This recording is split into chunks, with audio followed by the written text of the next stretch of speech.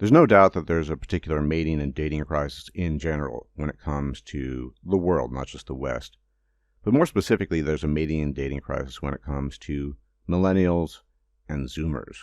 And one of the big things that Zoomers in particular have confronted, especially the male side of the Zoomers, is prawn addiction.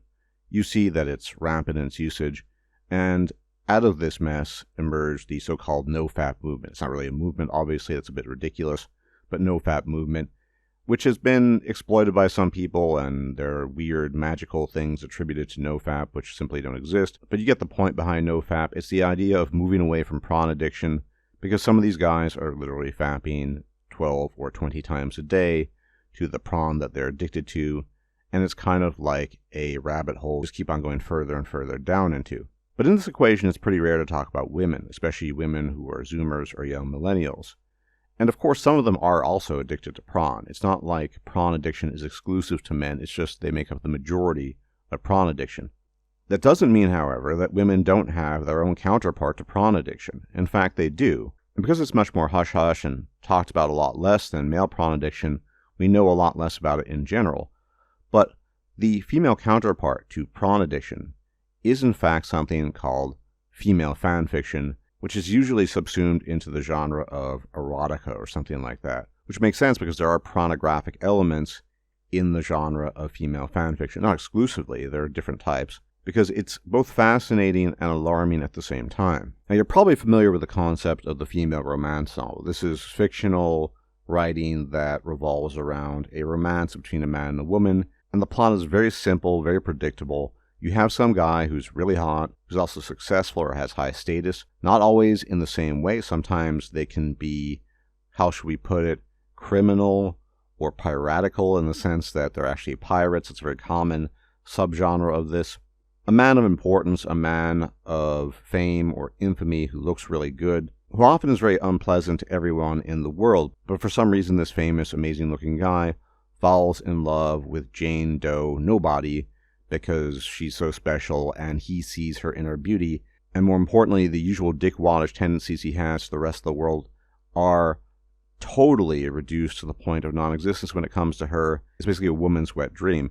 In some of these cases, in some versions of female fanfiction / female romance, the guy is a literal mass murderer, a heinous individual, but actually is the opposite to her.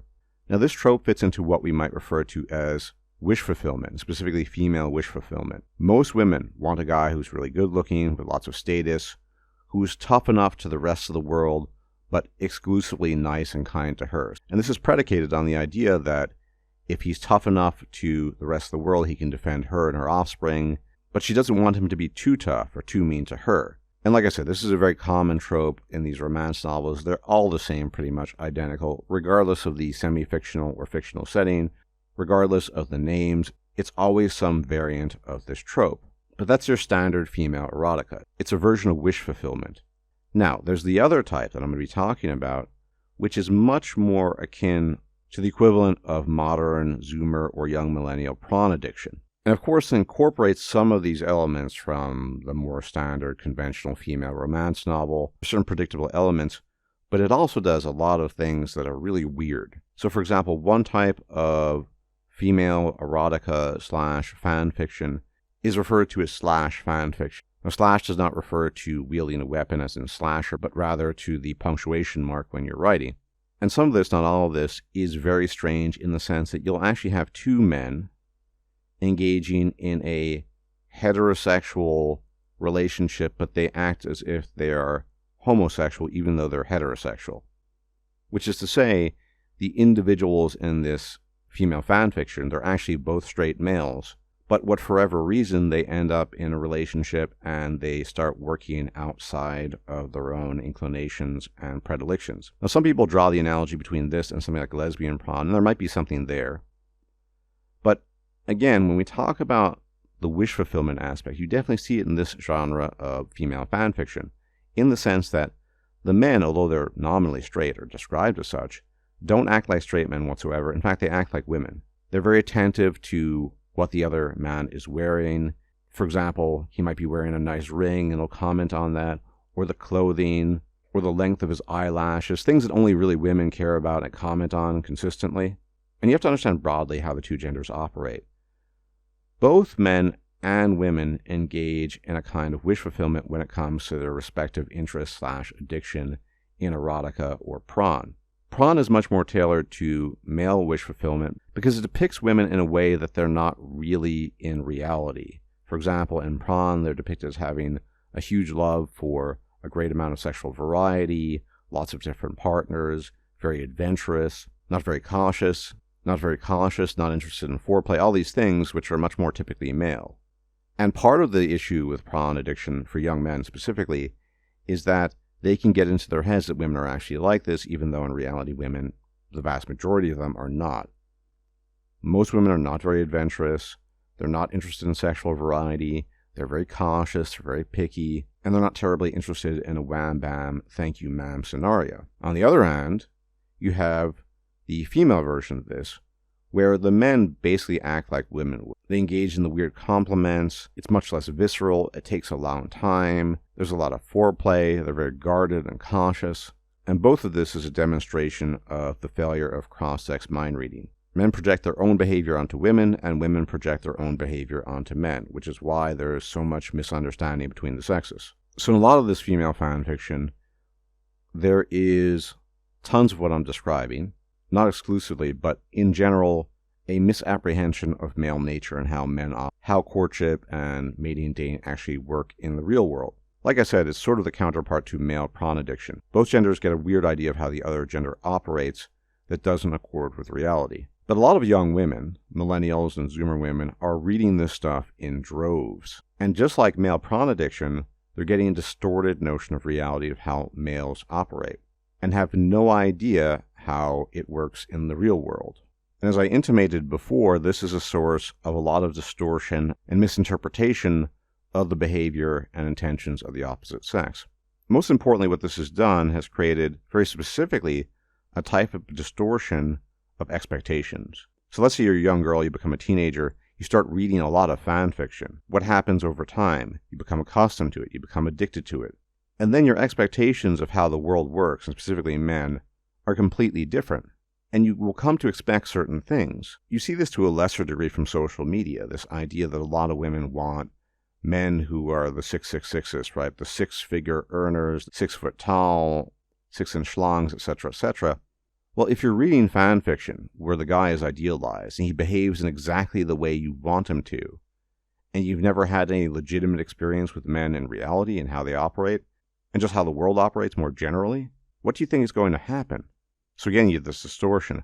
What's even weirder and stranger is that a lot of this female fan fiction veers into the territory of queer sexuality, and people often wonder these days why so many young females are identifying as bisexual, as lesbian, as this or that.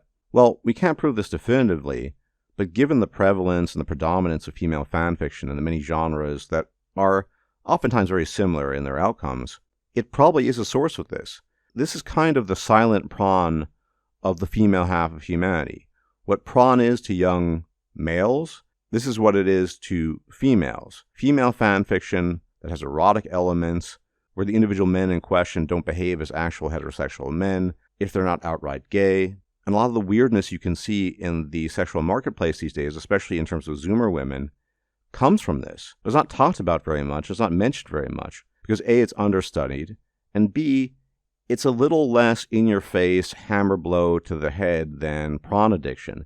It's very easy to talk about something like Pron addiction. But there's another element here, it's the classic element too. Namely, it's very easy to bash on men and their addictions. It's a lot harder to bash on women and their addictions. In fact, we would rather call it a struggle, and you would want to help them, not criticize them.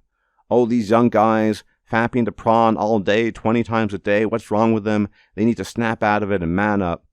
Meanwhile, you have young women devouring hundreds, if not thousands of pages of schlocky fan fiction that is rewiring their psychology and giving them some of the most distorted views of themselves, men, and humanity in general that could possibly exist. But you really won't hear a peep about it. As I said, A, because it's not well known, and B, because you don't want to criticize the women's. Remember, anytime you talk about women's issues, you always have to frame it in a certain way. You can't be direct about it. You can never be critical, and you have to be understanding and compassionate and helpful, but at the same time, you need to somehow fix the problem if there is a problem. It's not like with men, where you just say, you're addicted to this is a problem, go fix it. You can never do this in society when it comes to women. But mark my words, this is already a huge phenomenon, and it will grow and grow and grow with time. There are people living online, living their lives, essentially, more or less, in a headspace of fan fiction, female fan fiction, where their reality is the reality they read, not the reality they actually inhabit. Anyway, as always, thank you for tuning in. Many special thanks to my patrons and donors on PayPal. You guys are the best. You keep the channel alive. Without you, this cannot continue. As for everybody else, if you can leave a like, comment, share, subscribe, all that YouTube jazz, maybe it helps. Hopefully it does. Be much appreciated. If I'm still alive, I'll check you out then. May the gods watch over you. Bye-bye for now. If you liked this video, please like, share, and subscribe. And if you enjoy my content, please consider making a donation or becoming a patron. Thanks for watching.